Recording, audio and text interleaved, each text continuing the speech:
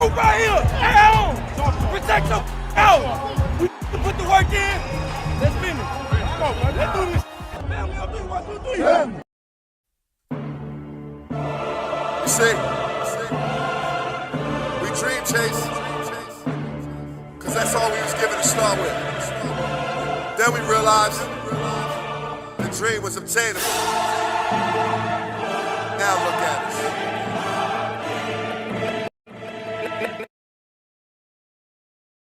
What's going on, Eagles Nation and TMTP family? Welcome back to another episode here on the Main Thing Podcast Presents. It's your bull, Mr. Owns, and after further review,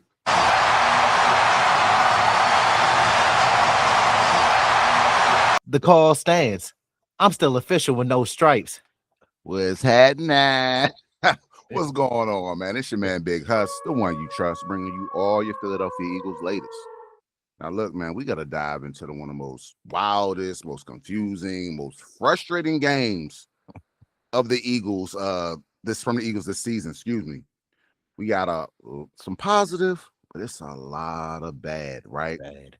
And buried beneath all the chaos, for the first time, we saw that the Eagles' offense could possibly be a little something if they get it together, but they have to get it together, right? We're going to hit every angle from Hurts to AJ to Saquon getting his first 100-yard game, defense, special teams, coaching, penalties, stats, and look, the whole nine. We're going to give y'all a full 5-course meal over here. But before we get into that, man, what's supposed to holler at y'all? Look, y'all already know we always appreciate y'all tapping in with the Main Thing Podcast Presents. But look, to our loyal supporters, thank you. Y'all know it's all love. The Main Thing Podcast Presents can't happen without the support from y'all. And to our new supporters, welcome to the community and our family. Let's continue to do our part for the community and our family. Please continue to like the videos. It does help with the visibility in the algorithm. Disrespect that comment section, share and subscribe to the community and our content. And last but not least, you ain't gonna want to forget to do this. Make sure to turn on them noties and keep your ears and eyes peeled to the streets like your local neighborhood watch. Wow. So you don't miss when me and Big Huss drop this pressure on y'all. All right, so let's get it. Let's eat right quick. Little quick game recap, you know what I'm saying? Final score, 22-19. Eagles lose to the Chargers in overtime. Eagles are now dropping down to 8-5 on a 3-game losing streak. These games have been ugly, right? Yes. The defense, though, they balled out. They gave this Philly offense every opportunity in the world to the tune of 7 sacks, 3 takeaways, 19 points allowed in regulation. That's phenomenal, right? Come on. The offense, on the other hand, 1 touchdown, 5 turnovers. That's 5. 1, 2, 3, 4, 5. The fifth, right? Turnovers from QB1. Unacceptable, right? The path to victory was right there, but once again, the same theme over, I would say, these past 3 games, but you can kind of say over the season, especially when it comes to the offense. This offense continues to shoot themselves in the foot, right? So let's talk about the free fall real quick. So we walked into it on the 2-game, scared, losing streak. Walked out on the 3-game losing streak. Defense, I ain't gonna lie. I was looking at that defense like, this is Super Bowl defense right here. Championship caliber. Yes, right? All phases. They were giving it to us, right? Offense wasted every opportunity to give it to them, squandered it all. Jalen Hurts, worst games, and this is going back pretty far, really, since being benched in that Alabama national championship. You talking, that's all the way back 2 days. What was it? Matt Jones. Mac Jones. Jones. Was that like 2018, 2018, I believe. Yeah. Been some years, right? Hurts stat line, 21-40, little over 50%, 240 yards, 4 interceptions, right? Fumble, 5 5 total turnovers. On one play, he had 2 turnovers. I ain't never seen nothing like it. Man throws the pet. We get the peanut punch. QB1 scoops it up. He fumbles it again. I said, what in the world is going on right now? I've never seen this. They said, I think this is the first time this happened since 1970 something. Yeah, it was something like that. Right. It was a wild play, right? 5 total turnovers, career high. Chargers defense, though, loaded the line of scrimmage, showed blitz, they bailed, late movement, mixed coverages, right? They were doing what they had to do, and we were helping them out. Hurts, he was late on throws, not seeing the field, opportunities where you had some receivers streaking wide open down the field, missed open receivers, hesitant, wasn't trusting what he was seeing, pressing the matter, kind of forcing balls into double coverage when you shouldn't be throwing it, seeing ghosts in powder blue, right? He was off his game. QB1, there's no excuse, there's no sugarcoating it. He was off his game, and it was a detriment to this team, right? And yet we did see some flashes from the offense of what they could be. There were some moments where they were stringing it together. What did I just say a couple minutes ago? We were stringing it together, and what would we do? Shot in the foot. Damn, B-Rabbit, what are we doing? We got to get it together.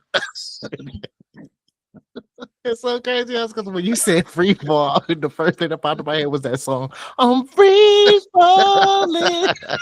Oh my gosh. Then the offense came out there, bro, to the tune of them.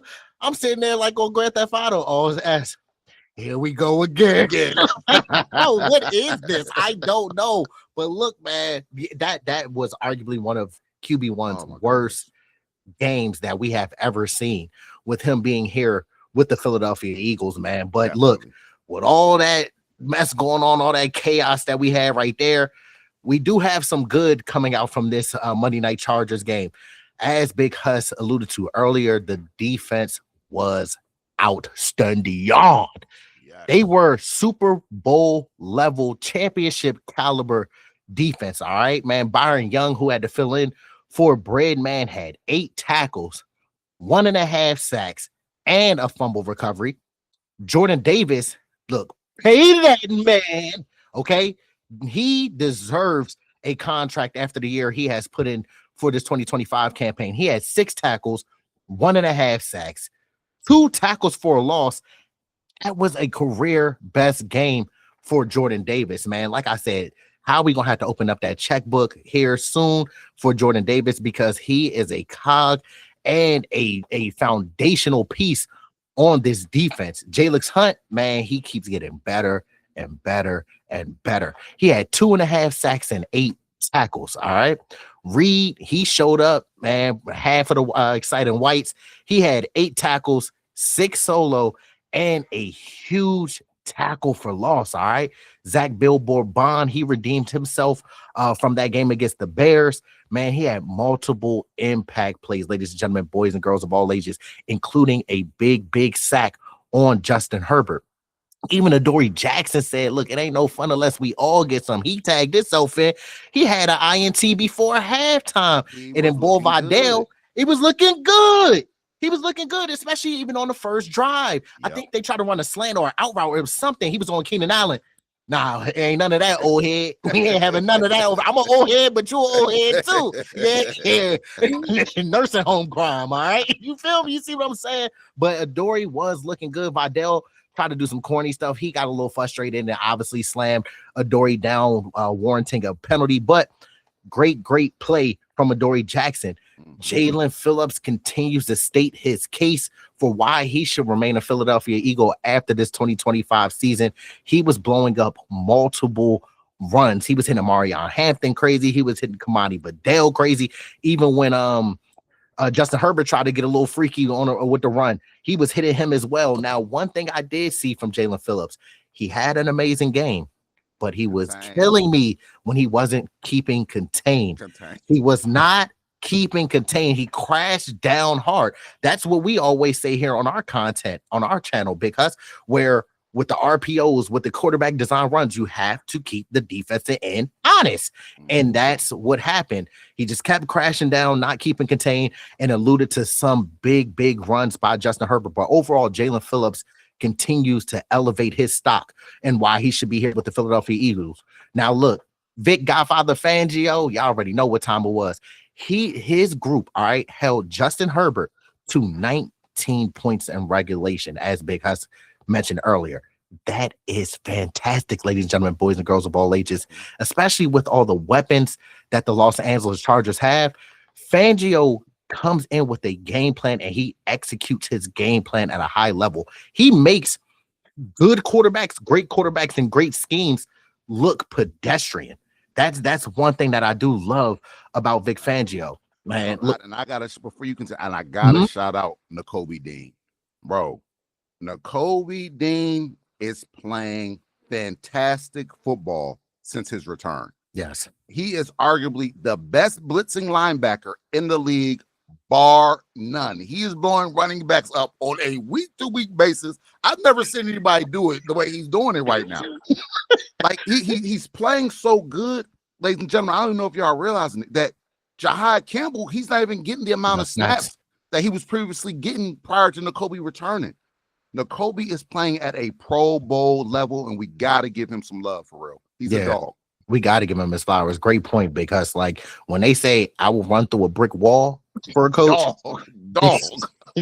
he is legitimately running through a brick wall for a coach, man. He just, and it's not like small running backs he's running over as well. He's hitting some stud, solid yoke running backs. You see what I'm saying? Putting them on their backside and getting to the quarterback, man. He has been a added spark and boost for this defense for sure, man. And that's another one who he's on his last year of his contract. True. How he's going to have some decisions to make in this offseason. But look, say 2K, Saquon Barkley finally looked like Saquon. I was starting to sweat, man, because I was like, man, is this running game ever going to get going? Okay, but he finished with 20 carries for $122 and 6.1 yards per carry. Now that is some good football right there. He had a 52-yard touchdown on the first play of the fourth quarter with key blocks from Dallas Goedert, Jordan Mailata. They try to say he was holding what's his name? What 52? What's his name? Khalil Mack. But I got blinders on. I didn't see it. Okay, just like how the refs don't be seeing some calls when they miss calls against us, we ain't see it. Also, Darius Cooper, he's been making his case to get some more playing time as well. He had a big catch in the game as well. I just love the effort that he gives on the blocking attempts. I was about to say big catch, but big block. His block is the block that sprung Saquon Barkley on that 52-yard scamper. Look, my man is making his case. I can't wait to see what it looks like when he actually gets integrated into this offense. I think we will be in for a pleasant surprise with Darius Cooper. Yes, he looks like a baby swole Batman, bro. Yeah, like when he looks like a baby swole Batman. I'm not going to lie to y'all. All right. But man, one thing that I did notice from that play though, because is a lot of the past few weeks, we've been getting out the huddle late. The play clock gets down to 5 seconds, 4 seconds, and things like that. But if you notice, we already knew what the play was coming from the sideline at the end of the third quarter. So our offense came on the field, already knew what it was, broke the huddle quick, got in formation, and caught the Chargers off guard. We have to make a concerted effort of starting to break the huddle early, because one thing what QB1 does phenomenally well is being able to read the coverage and then making checks and audibles at the line of scrimmage. Obviously, you don't got time to read the coverage and make checks and audibles at the line of scrimmage if you're getting to the line of scrimmage with 9 seconds on a play clock. You see what I'm saying? So that's something that we got to practice on and do a better job with. But that under the center run game, look, that unlocked a version of this offense that got our game started against the Vikings, I believe, when we started first going under center. These are things that if it works, go back to them. Why are we abandoning things that work for us? Like Seth Joyner said, it's like Kevin Patullo just has a bag of plays and just, hey, okay, we're going to use this one. We're going to use it. Look, bro, use the plays that work to our strengths, man. It's just mind blowing. But our pass game design that goes into Kevin Patullo, it was the execution. It looked like real NFL football. Layer concepts, the play action that mirrored run looks, crossers into space, the yak opportunities for Dallas Goedert, the modern style route combinations. Look, QB1 actually hit an anticipation throw in overtime. That was one of the best of his season. And speaking of that play, because on 3rd and 16 and overtime to Smitty, I think that was the best ball that I've ever seen QB1 throw. He threaded the needle. I'm telling you, the two best balls of the night by QB1 were the one to Smitty, which was a dot, put it on him, right? And the one to AJ Brown in the corner end zone that he dropped. For the bad game that he was having, those two plays were plays that could have changed the game. The one to AJ Brown, he put it on him, but you can't ask for a better throw. He dropped it in a bucket, bro. Oh my gosh. When the ball went up, what we always say, somebody down there. Once I saw AJ, I saw all the one. I said, oh, that's game. My man had it in his hands. The DB, even though the DB had his arm on his right arm a little bit, he still had it in his hands and had the ability to not only bobble it, but re-secure it and catch it. But Arthur Juan K didn't come up with that catch. And I love the fact that even though he didn't come up with those catches, he took accountability and said those are the types of plays that he dreams of. Those are the types of situations and moments that he wants to be in. And if anybody is going to better themselves off of this frustrating and disappointing game, it will be Arthur Juan K. But look, man, he did have some splashy plays. He had a 22-yard catch. He had a 26-yard catch leading to the 54-yard field goal from Jake Elliott. He had a 19-yard catch late. Again, the defense delivered repeatedly, trying to give the offense more possessions and more drives. But again, Jordan Davis had the 7-yard sack. Byron Young and Zach Bond's 9-yard sack on Justin Herbert. Again, Reed with the tackle for loss on the goal to go. And then Byron Young's sack early in the second half. Those were some clutch moments in this ball game, but they were far and few, because. Absolutely, man. So Mr. Owens just gave y'all a little bit of the good. Let's talk about the not so good, right? The bad. Jake Elliott, this man has to get it together. Missed 48-yard field goal before half. That field goal could have possibly changed the final OT situation. If Jake Elliott makes all his field goals on the day, Eagles walk out of this game victorious. Even as ugly as they were playing, especially offensively, his confidence seems to be shaken. He seems to be out of rhythm. I know they're changing the long snappers. Charlie Hewlett was just able to elevate it to the active. Yep. They open up his practice window. So maybe we'll see some change there. But if we're talking about making a Super Bowl run, we have to get the best version of Jake Elliott. All points are great points, and when they're there for the taking, we have to take them. And before you go on, because real quick, as we always preach on the channel, offense, defense, special teams, we see now why special teams matters. And then off camera, what were we talking about? Because with the kicking situation, we look on the other side, we see Cameron Dicker knocking down 50-plus yarders like it's nobody's business. But, fun fact for y'all, me and Huss already knew because we're diehard Eagle fans, but fun fact for y'all, we'd had Cameron Dicker here in Philadelphia. When Jake Elliott was injured, we bought in Cameron Dicker, undrafted free agent from Texas. He did a fabulous job here in Philadelphia. Then Jake Elliott gets healthy. We release Cameron Dicker. Now I'm not going to say stuck, but we're here with Jake Elliott, but we're seeing what Cameron Dicker is doing with the Los Angeles Chargers now. No, absolutely. Absolutely. And you look at it from perspective, let's say we spoke off camera. In a game, on average, offense gets 6 to 8 possessions, right? Let's say we scored no touchdowns, but we've shown that we can get to that red zone and we're kicking field goals. If Jake just makes all his field goals, 8 times 3 is 24. Do the math on him, Huss. Yeah, you feel me? That's 24 points. So essentially, you would have won the game 24-19, right? You have to make your kicks. He has to get out of this rut, right?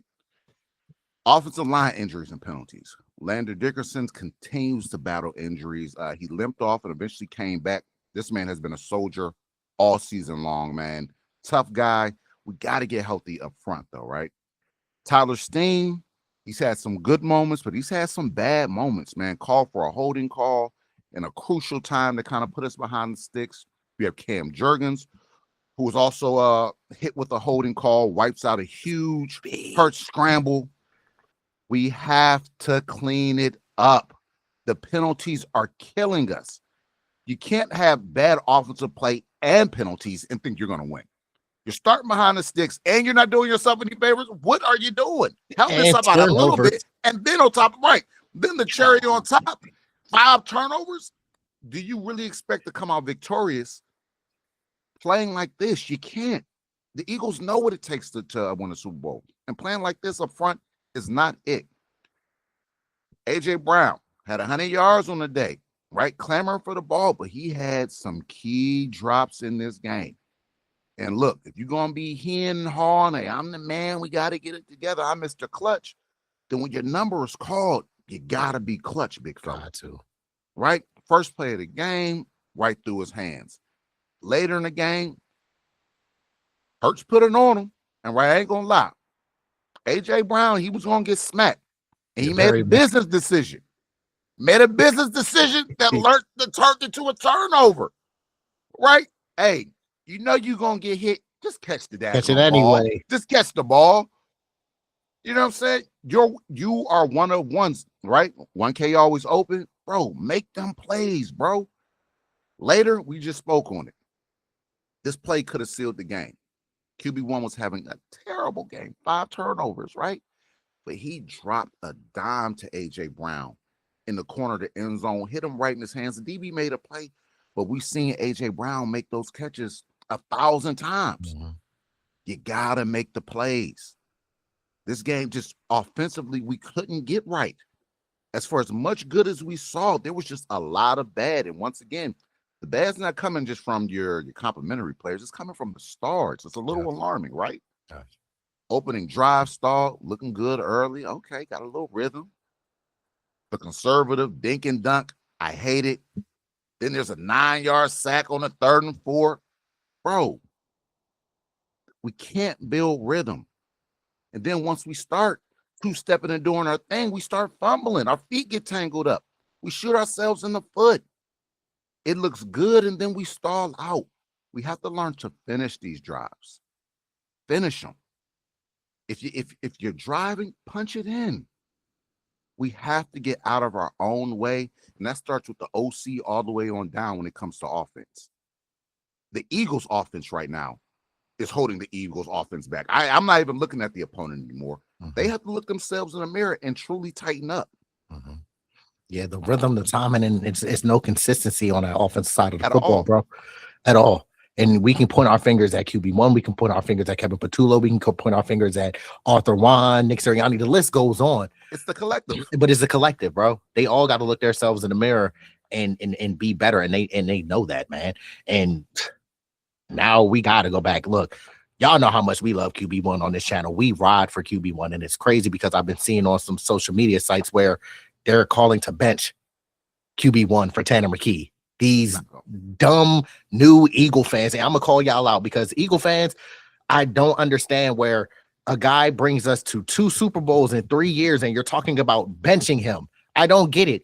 When is the last time that a quarterback in Philadelphia history, I don't care how old you are, you can be 75, took us to 2 Super Bowls?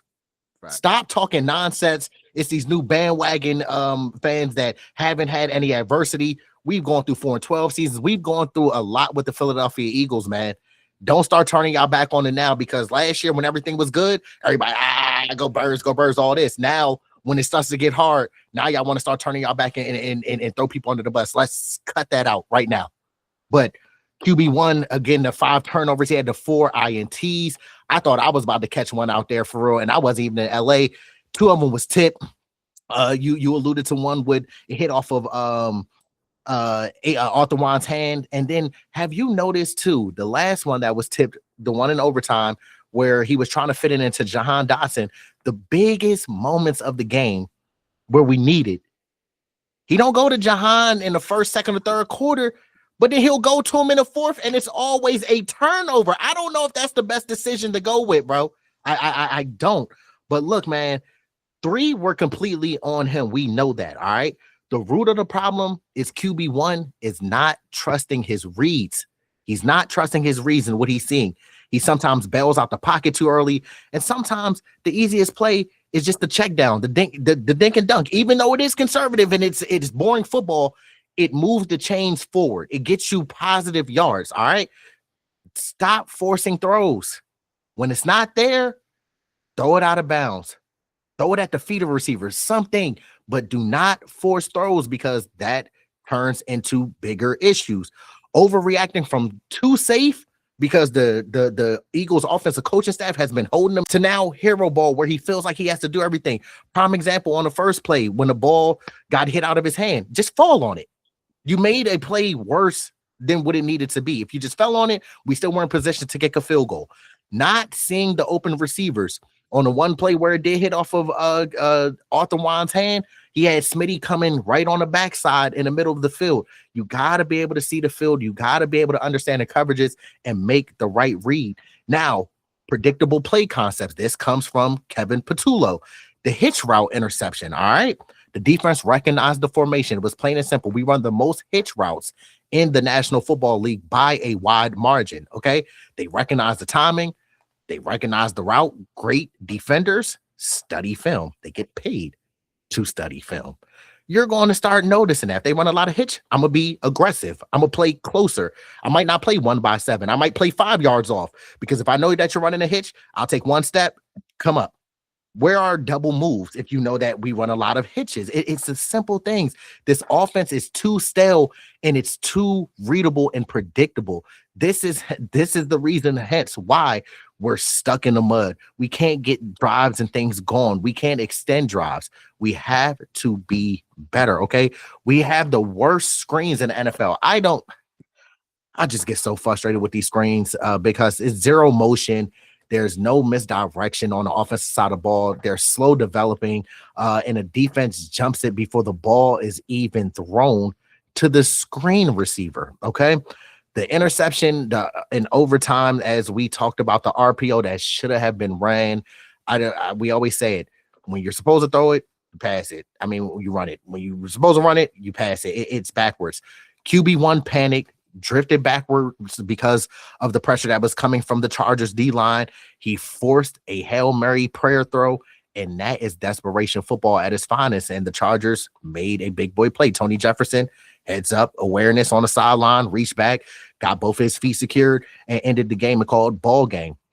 But you said this in the preview. Stop Justin Herbert from running the football. Justin Herbert has 66 rushing yards.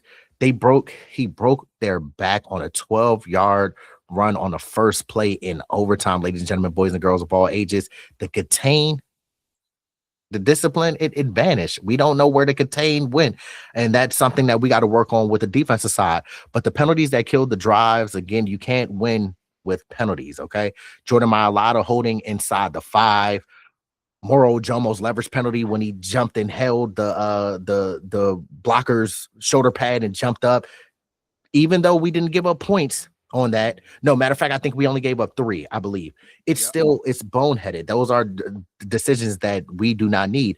Ojomo jumping off sides, wiping out the Coop interception that Jalen Phillips came in, hit Justin Herbert's arm. The ball pops up straight in the air. We keep getting the wrong way.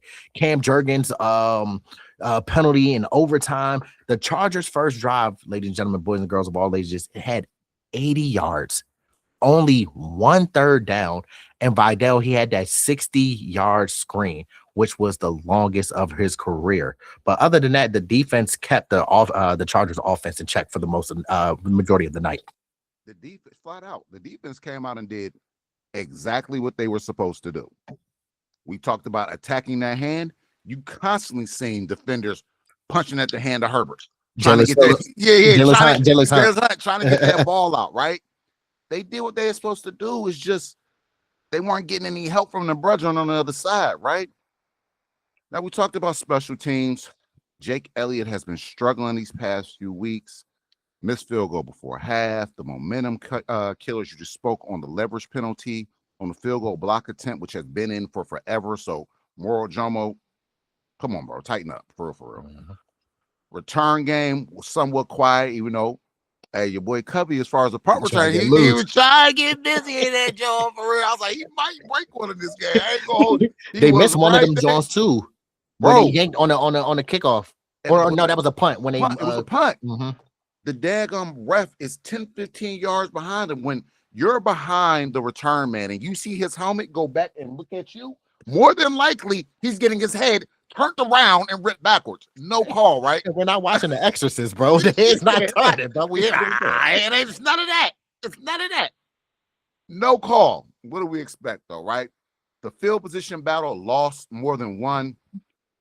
We gotta get back on the right side of things.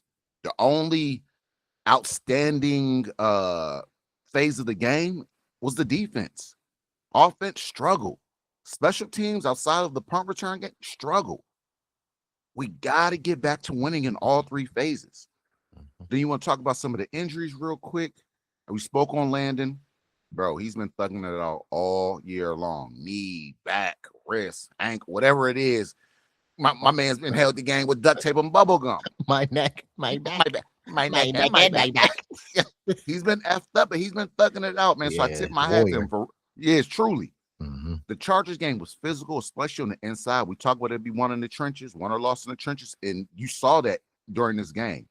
No Jalen Carter, right? Which was huge, but Byron Young stepped up big in his absence.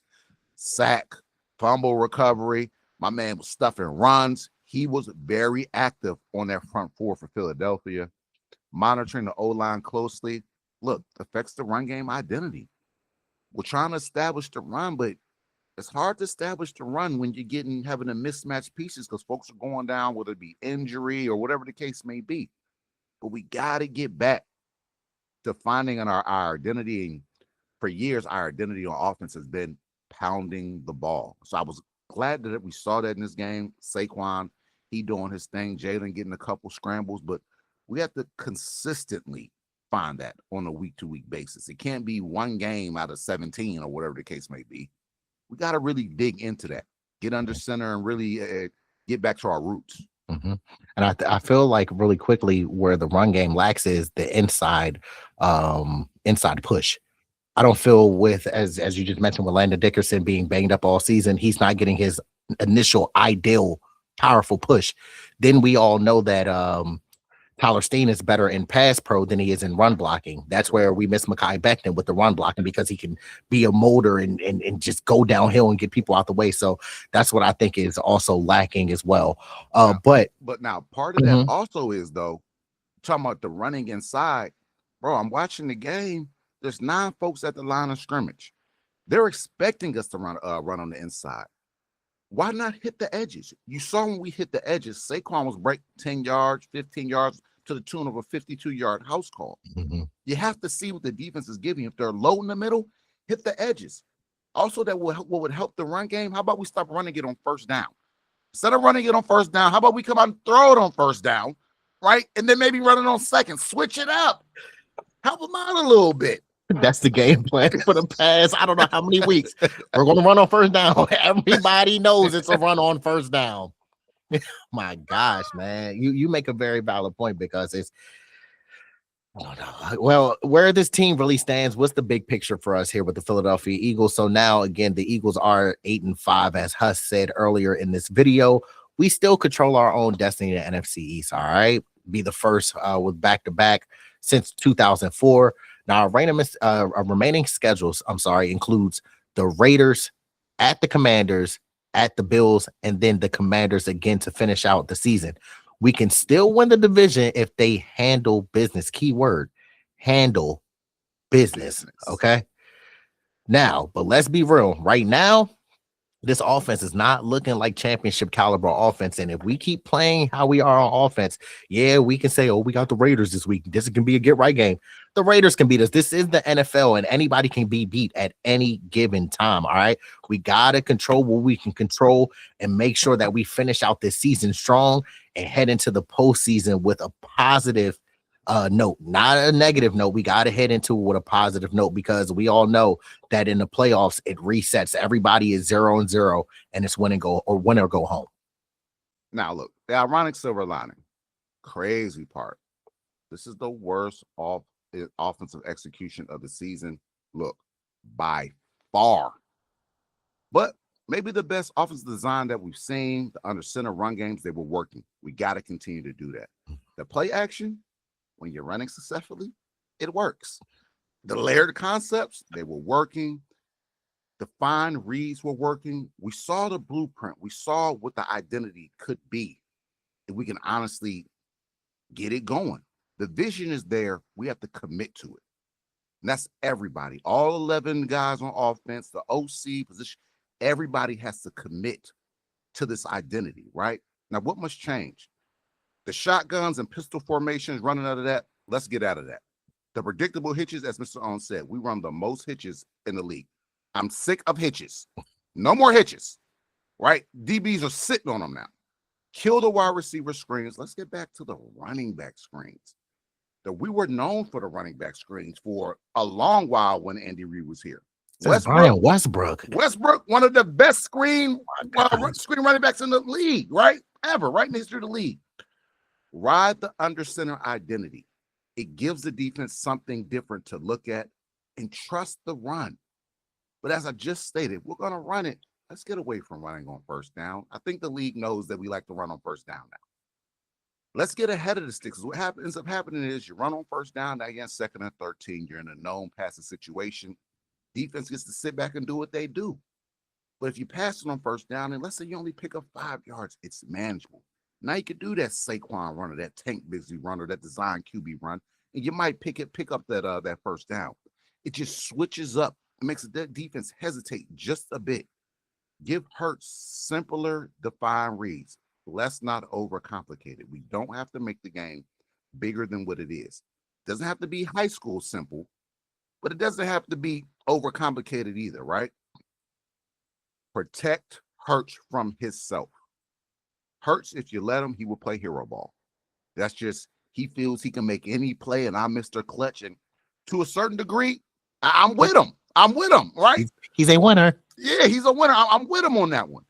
But we got to protect him from himself. Mm-hmm. Sometimes he can get a little bit too much into that hero bag. So let's symbolize it. We have dogs all over this offense. Let's get them involved. A.J. Brown isn't the only dog we have.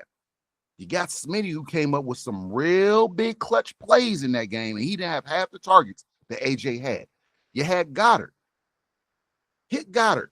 And now I'm not talking about you do a little RPO and you hit him in the flat. Let's scheme some stuff up for Goddard. He's a true threat, especially when healthy. Let this offense breathe and do what it is built to do. We have everything we need in this building.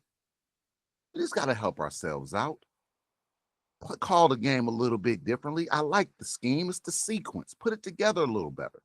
If we can do that, I'm telling you, this offense will take off, especially the way this defense is playing. They're giving you more opportunities than you need or than you deserve, right? So with the extra opportunities, the extra possessions, and us calling just a competent game, switching it up, creating those wrinkles, force the defense to hesitate. When I'm watching the defense, especially these past 3 weeks, these defenses are flying over the ball, attacking this Eagles offense.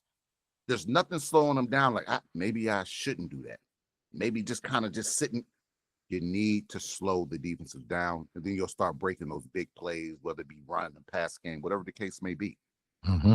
And to add on to your point real quick about the first down runs, bro, we lead the league in lost yardage with running. So every time, like you said, instead of being 2nd and 5, like we always say, make it manageable, it's always 2nd and 13, 2nd and 15, because we lose those yardage, man. We're killing ourselves, man. We're definitely killing ourselves. But look, family, ladies and gentlemen, boys and girls of all ages, we know this is a rough time right now in Philadelphia, but it ain't over, and we're not down or out. All right, there are pieces still here. We know that. They are the reigning Super Bowl champions, okay? There is a formula that works. We just got to be like Pinky in the Brain and take over the world. We got to figure out what the formula is, okay? But we know, as Big Huss said, run the football, play defense. Our defense has played 4 games worth. I saw a stat, 4 games worth. 4 games worth, bro. I saw That's that. how long they've been on the field. Bro, it was like 200 and something snaps in 3 games. That's ridiculous. Come on, bro. They got the same amount of snaps basically as the 2023 defense, but this defense is way different than the 2023 defense. That is the savage part about it, bro. On average, it was shaking out to around 80 snaps a game for that is so much. You were on the field so much, 80 snaps a game. Come on. Then you got to factor in a lot of these defensive guys are playing special teams too. Lord Jesus. What? Y'all would think if with all this going on in Philadelphia, it was the defense's fault. It ain't the defense's fault. It ain't. They were due for one of them games against the Bears, but they got right back on track with the Chargers. It's the offense. But we know because that this team is very, very talented. Howie Roseman has done a great job of assembling this roster and constructing this roster as is. They just need to be disciplined and commit to using it. Okay? Stick with us. All right. Stick with this journey. Y'all already know. To our loyal supporters, thank you, thank you, thank you. Y'all know it's all love. The Main Thing Podcast presents can't happen without the support from y'all. And to our new supporters, welcome to the community and our family. Let's continue to do our part for the community and our family. Please continue to like the videos. It does help with the visibility in the algorithm. Disrespect that comment section. Share and subscribe to the community and our content. It sounds so nice, we gotta say it twice. Look, make sure y'all turn on that notification bell, also known as that Liberty Bell looking thingy, so you don't miss when Swoop comes out with the Eagles news and updates. You heard them, you heard them, you heard them. Please go and do that.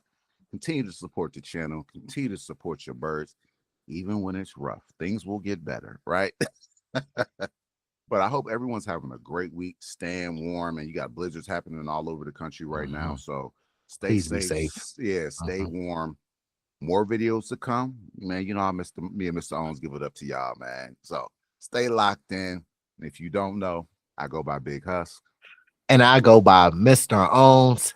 And this is the Main Thing Podcast, where we keep the main thing the main thing. Hey, this flag was fly till we die. Until next time, man. We out.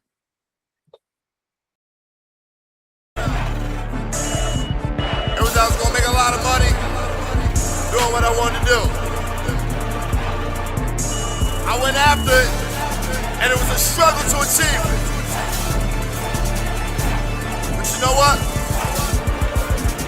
I caught that bitch. Dream chasing.